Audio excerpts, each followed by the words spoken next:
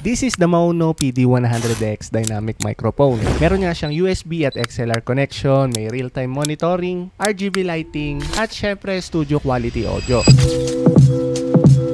Hey guys, welcome back sa ating channel. And for today's video, may re-review nga tayong mic na bagay sa mga gamers, streamers, at mga content creators. Let's unbox it and try nga natin kung sulit nga ba talaga siya. Sa box, syempre makikita natin of course yung mic, a USB-C to USB-A cable, shock mount, at syempre ang favorite nga natin na user manual. Sad to say, wala nga siyang XLR cable, but it's ready for both USB and XLR setups. It feels premium and solid. Sa body niya, plastic nga lang siya. May two version which is yung RGB option and etong matte black option. And tignan mo nga tong RGB niya sa ilalim. This will definitely look good on any gaming setup. Okay, mic test tayo. Ito nga yung boses ko, gamit niya tong wireless mic direct from my camera.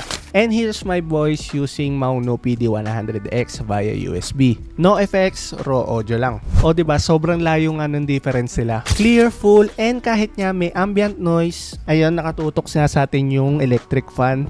It still focused on my voice because of its cardioid polar pattern. Ito nga yung nasa harapan lang naririnig yung audio natin. And pag ginilid ko naman yan, ayan, medyo nawawala siya. Ayun yung nakakatulong para One thing I love about this Mauno PD100X is it can support both USB at XLR connections. So kung gusto mo nga lang ng plug and play na setups via USB, hindi ka na nga mahihirapan. Sasaksak mo na lang yan sa yung PC at good to go ka na. By the way, pwede nga rin pala to i-connect sa phone. Pero syempre, kung medyo pro setup ka na with an interface or a sound card, you can go full XLR for studio level sound. Now, let's talk about the Mauno Link software. This is where you can adjust mic gain, EQ settings, apply noise reductions, and even control your RGB lighting. Whether you want a deep podcast voice or crisp vocals for streaming, you can customize it here. One of my favorite features nga nitong PD100X is meron na nga siyang tap to mute.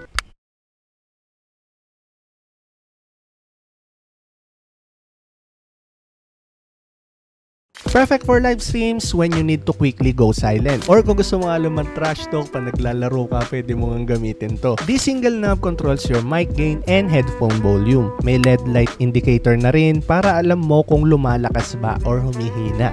It also has a 3.5mm headphone jack for live monitoring. So if you're gaming or streaming, you'll hear exactly how you sound nang walang delay. And syempre the RGB, all of that is controllable via software or the RGB button dito nga sa ilalim ng mic. So that's the Mauno PD100X. Solid build, clean audio, dual connectivity, and those RGB vibes that really upgrade your setup. So if you are a gamer, streamer, or content creator looking to upgrade your mic without breaking the bank, this one definitely worth checking out.